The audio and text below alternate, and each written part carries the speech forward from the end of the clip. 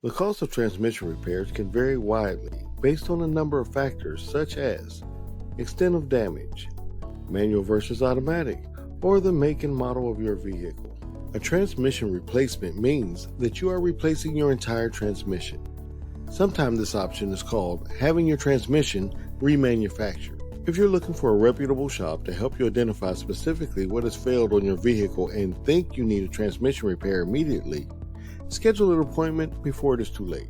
Once you have determined that it is your car's transmission that needs to be fixed, you will need to decide if you want to have your transmission repaired, replaced, or rebuilt. A transmission rebuild is where the entire transmission is taken apart and inspected.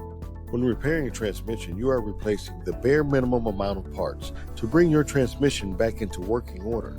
Transmission troubles can be both frustrating and costly. Your transmission is one of your car's most complex and essential engine components.